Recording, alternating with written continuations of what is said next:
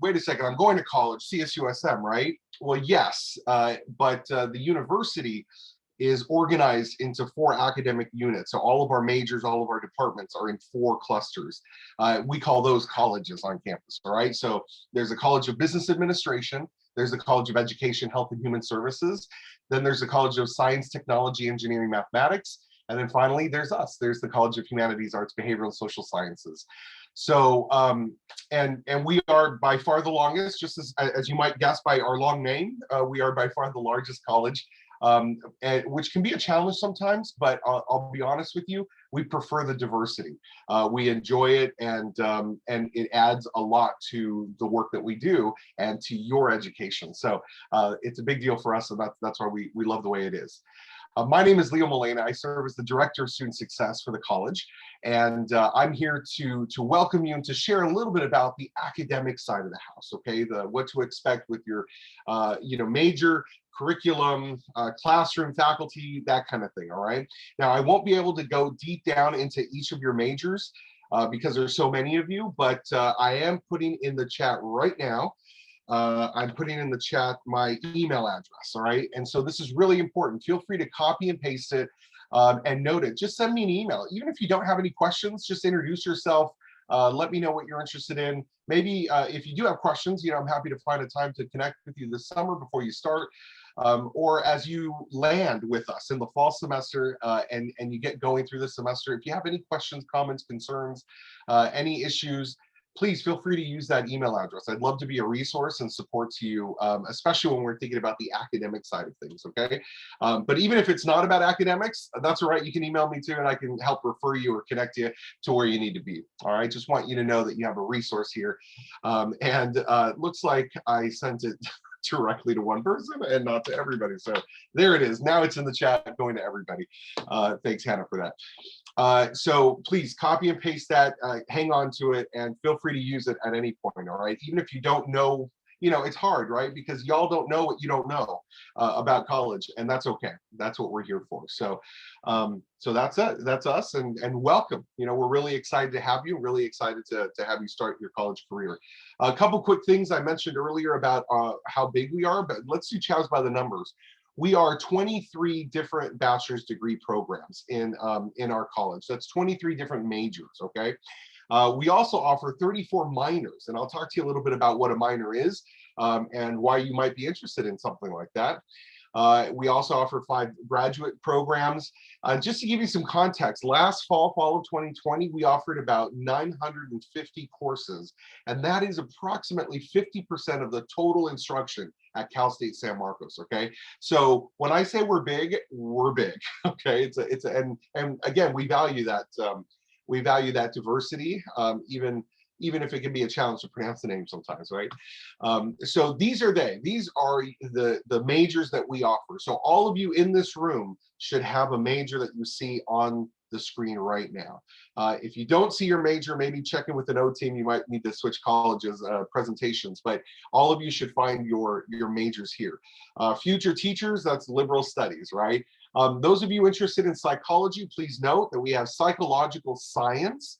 And basically that's because our degree program will focus on the science part of it, right? So you have to have some strength and skill in the math and science and be prepared to do more laboratories as a degree requirements, okay? So that's not for everybody, and that's fine.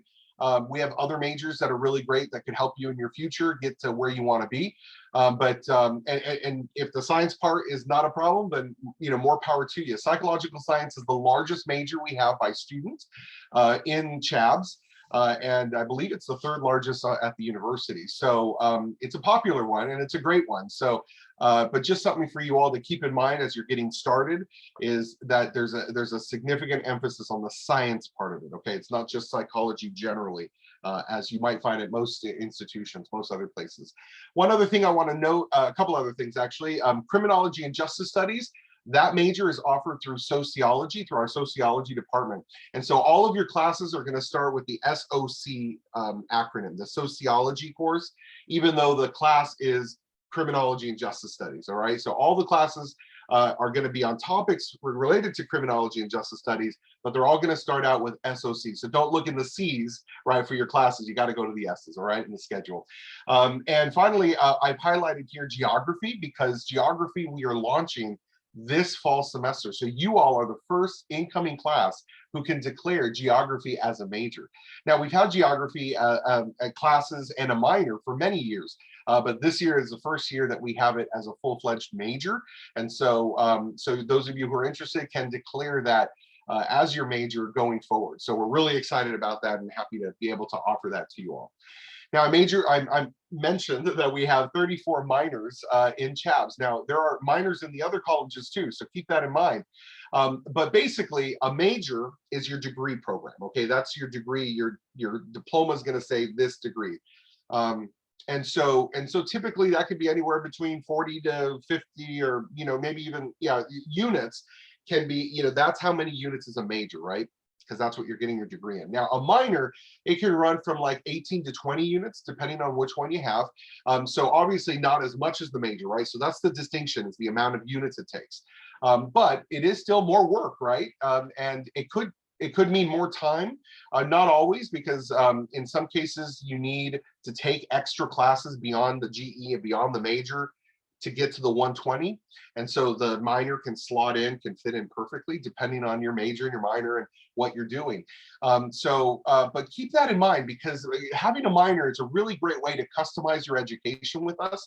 It's a really great way to help make the most of your time here at Cal State San Marcos and in CHABSS, because what's going to set you apart from all the other majors who are graduating, right? You're going to say, I have my degree in communication, but I also have a minor in political science, or I also have a minor in sustainability. You'll see it's highlighted here on the screen.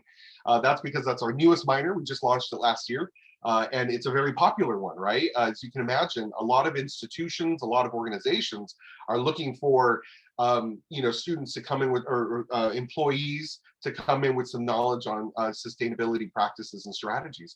And so you can say, yeah, I'm going to be good at what you're hiring me for, but also I bring this other piece too. So it's an extra feather in your cap, right? It's an extra notch in your belt. It really looks good on your resume.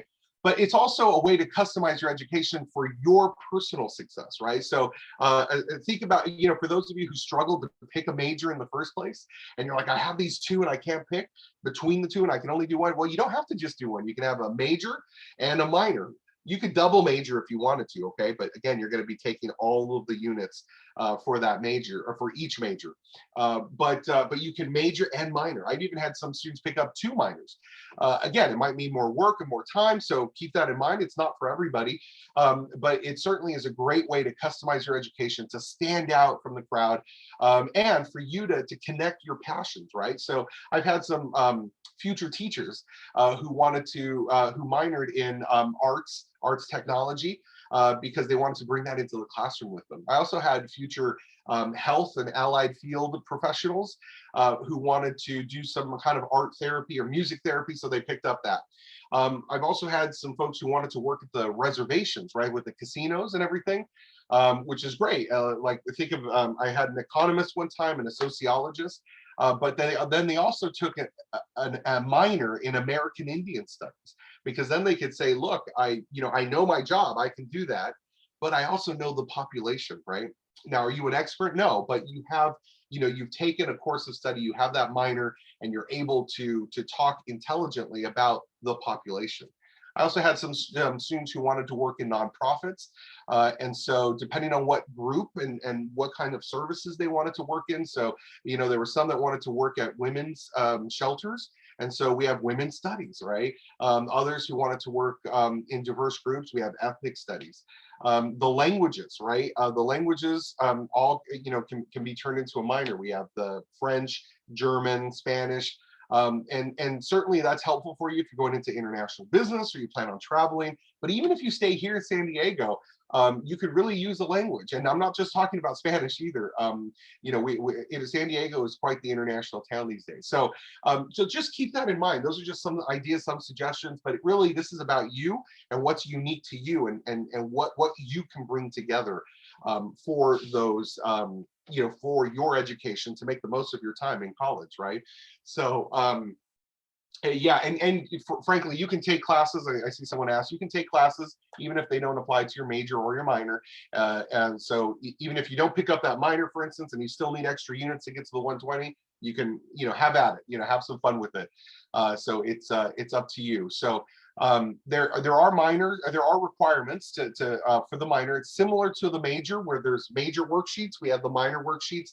When you declare your minor, it'll populate in Degree Planner, so it'll tell you all the classes you need to take, and how to take them, that kind of thing. It'll sort of weave in together with your major, so so you can do that. And thanks, O team, for posting the major minors in academic advising, so you can get links there.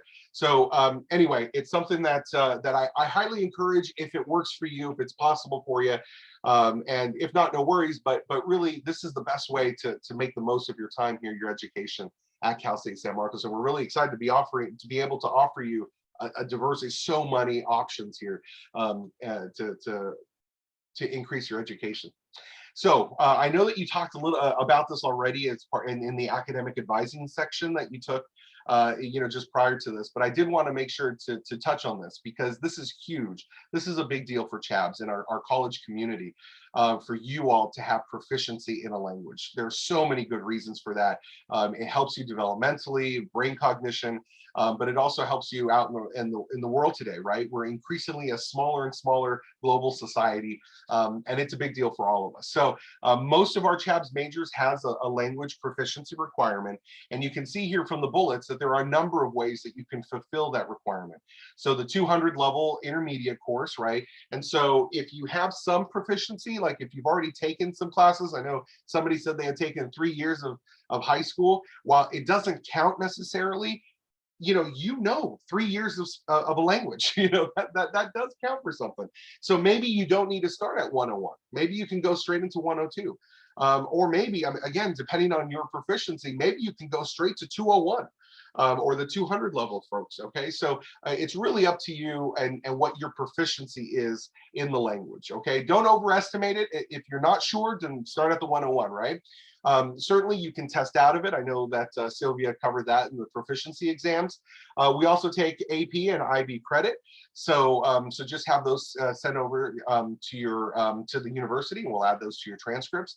And I also want to note that ASL counts. It's not just the languages that we teach at Cal State San Marcos. Any language, pretty much, including ASL, will count towards the language requirement. So for instance, if you go to a community college and you take a class there, or if you have native proficiency, native language in another language, just reach out to your academic advising or the Modern Language Studies department, and then they can help you navigate how to get the credit that you need to go forward. Now, for those of you who are going to take a class in the language, all of our language classes, they also double dip. They count as a C3 requirement in your general ed. So we wanted to make the most of it, right, and give you credit for 2 things when you're taking a language class. So you also get credit in your GE as well. So just something to keep in mind. And frankly, it's a big deal for us, and we're really glad to be able to offer these options to you. And we think that you'll be better off for it, right? And then if you're already taking some classes in the language, you can continue and get that minor in it too. So up to you. All right. So here's the thing. This is the thing that bugs me to no end. Is a lot of folks, they look at our majors, and they go, oh, those are fluff degrees. Those are useless. What are you going to do with that? You can't do anything with it. You're never going to get a job with it, right?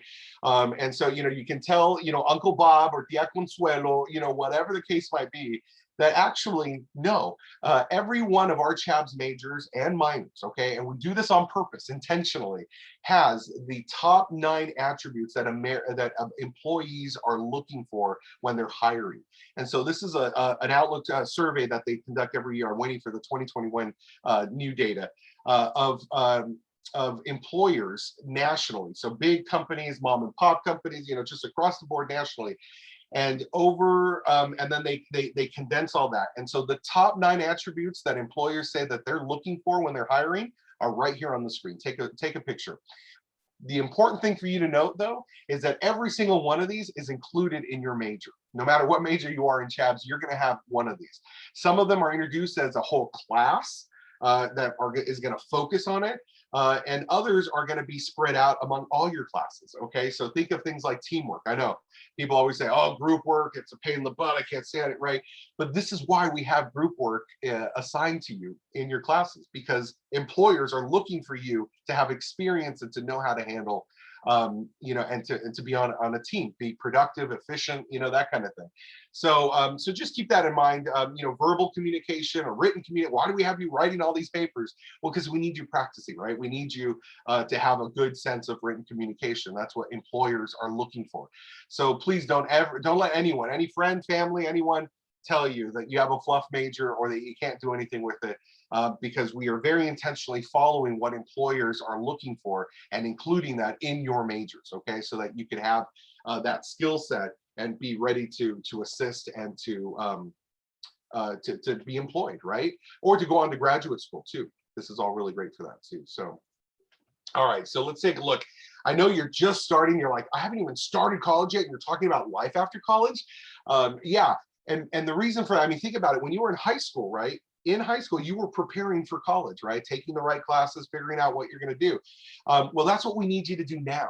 So whether you're going on to a career or onto graduate school or wherever you're doing after college, now's the time to be thinking about that. Now, do you have to have it all figured out? No, absolutely not. Okay. You have a year or two, all right, before you need to lock things in. But the more you start thinking about it now, the better you can prepare and start putting things into place so that in your junior year, you can participate, you can do these things. In particular, I want to emphasize to you hands-on experience that we offer at Cal State San Marcos and in CHABSS is a big deal and something that you definitely should look into and avail yourself of. So some of those include internships, all right? Most of you know what that is, and that's typically for juniors and seniors, but I've even had some sophomores do it, but you have to work it in, right? Sometimes it takes up to a year from when you start working on it to actually starting it, right? You have to start a year in advance to get that internship, okay? So just something to keep in mind. Study abroad, if you can do it, then do it. I highly, highly recommend it. You can do it for a year, you can do it for a semester, and we have some opportunities that you can go for a couple of weeks, right? During the breaks between semesters. So, if you're interested, look into it, figure it out, and then start making plans, right? Because it's going to take you some time to work it into your schedule. Undergraduate research, this is big, this is huge, and this is why our faculty are at Cal State San Marcos in CHABSS. They want to work with you, they want to work with our students. And so this is your opportunity to work in the laboratories, to conduct research in the community alongside your faculty. This is important for careers, but I also, going on to graduate school, for you to show that you've been putting your knowledge, right, what you're learning into practice. And you can be part of knowledge creation, right? When we do these research, these studies, we're coming to new conclusions and we're adding to the body of research. So you go to conferences, presentations, all those kinds of things that come along with undergraduate research. Plus, then your faculty get to know you, they become mentors, can write you those letters of recommendation, right?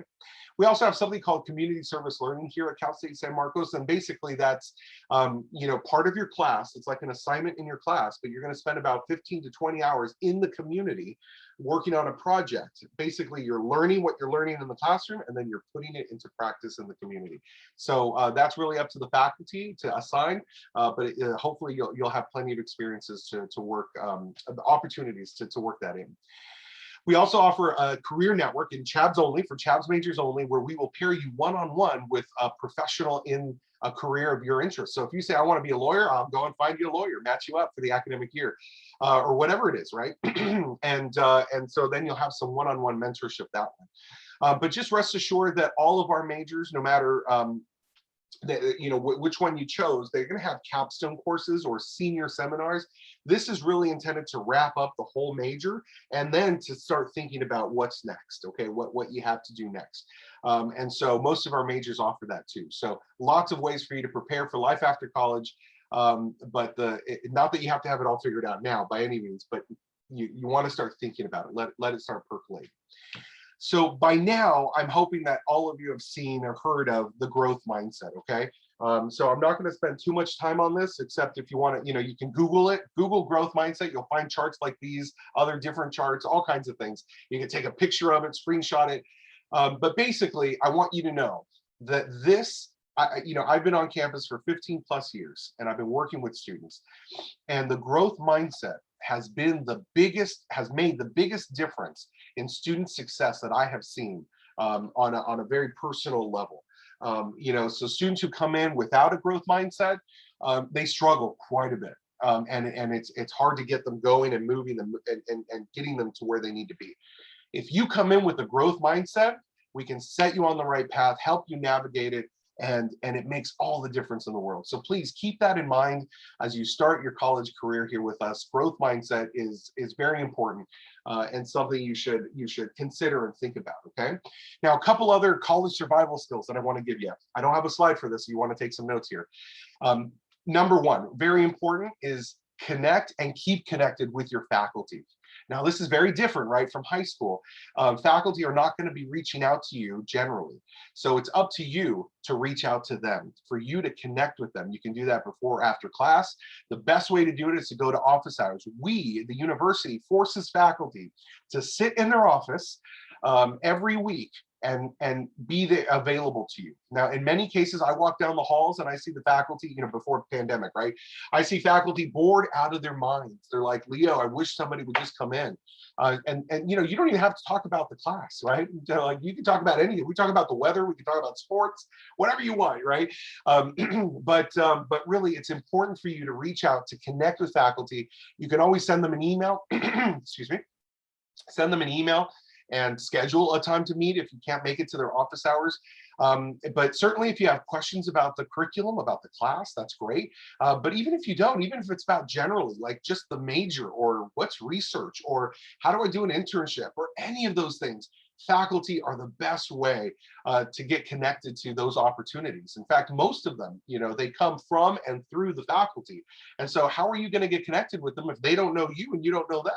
Right? So you got to do this. And I'm suggesting that you do this with every single faculty member that you take a class with, even the general ed, but especially the major courses, okay? When you start taking courses in your major, you definitely need to build that connection, build that relationship with them, so that they get to know you and you get to know them. It'll make all the difference in the world for you in the classroom, getting through those classes, but also generally when we're talking about the curriculum or the major and your future prospects. You can even talk to them about careers. So I spent some time with the student preparing for a class. We came up with 10 questions for him to ask his faculty member because he had scheduled a meeting with them.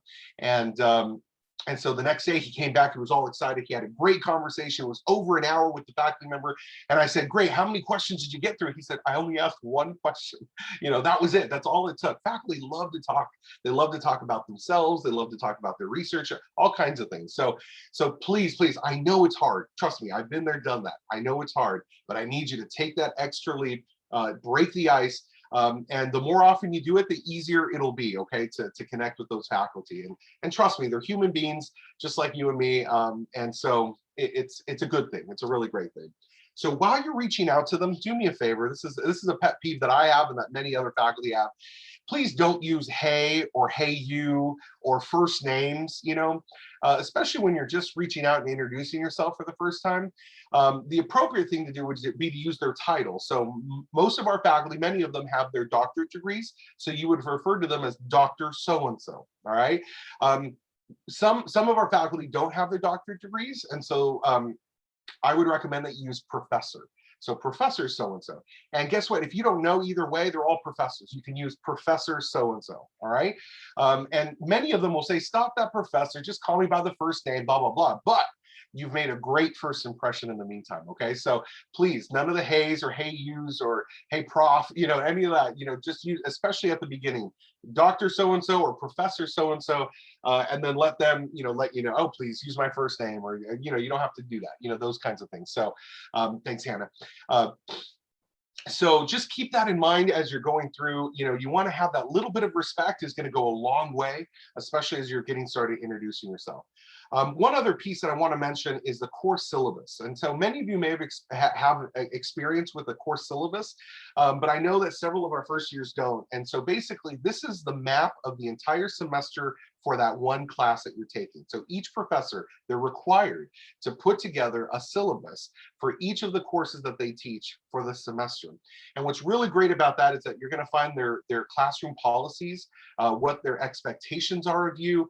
They're also going to have a calendar where they list out the different, assignments, readings, exams. And so you can go and put it on your calendar for all the classes you're taking in one semester, and you can see how they all line up. Because in some cases you're going to find, wow, I have 3 assignments due in this one week. I got to figure that out, right? Or I have to take these 2 big exams in the same, in the same weekend. What's going on there, right? You can figure things out ahead of time. Time management is going to be a really, really big skill set that hopefully you've already developed and started with, but you're going to need to learn and use to get through your college career with us. So keep that in mind. Time management is really important, but the course syllabus is really that document. Now it's pretty dense. Sometimes it can get up to like 10 pages for one class. But trust me, if you don't understand everything in there, ask questions. I can't tell you how many times I've worked with a student and I said, "Oh, what's this mean? Do you know?" Looking at the syllabus, and they go, "Oh no, I don't know what that means." It's like, "Oh, okay, we got to go back and ask the faculty member, what did you mean by this?" So, but faculty will go over it. They'll provide it to you during the first few days of class, and use it. Keep track of it. Keep it handy. All right, use it. And ultimately, what I'm going to say here is really just stay healthy. Take care of yourselves.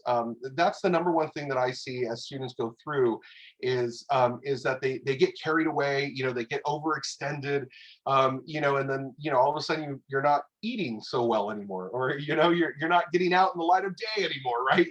So please take care of yourselves. Try not to overextend. And remember, the whole reason for college is for you to get a degree, for you to get your education. So, I'm a bit biased, I'll say, but really your classes, your classroom experience, your connection with your faculty, that is the priority, okay? That needs to be your priority. That's the center of it all. We have a lot of really great co-curricular involvement and leadership activities and opportunities for you. And if you can, take them, do them, take advantage of it all. But don't lose sight of what we're here for, all right? Your education. Focus on your classes, and you're going to do great and fine. Just make sure to take care of yourself physically, mentally. The transition to college can be a lot, so take it easy. Little by little, you'll figure it out. And you have a few years with us, so no need to rush into everything in that first semester. But do do take care of yourself, and above all, don't hesitate to ask. You can ask any of your faculty. You can ask peers for help. You can come into any of the various offices or resources that we have on campus. You now have my email address. Look, I'm going to put it in the chat again, so that you can have that. Use it, and so, I'm not, even if I'm not the right person, I can connect you to a colleague on campus. I know pretty much everybody, so we can get you connected. We can get you the help that you need.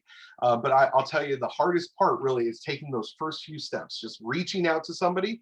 And then once you do, we'll take it from there. We'll guide you. We'll take it. We'll help you. And get you set right back on track, okay? So we're really excited to have you at Cal State San Marcos. We're super happy to have you start your college career with us, and we look forward to celebrating your successes together. So welcome, congratulations, and thanks for sitting through the presentation. Do any of you have any questions? I know I only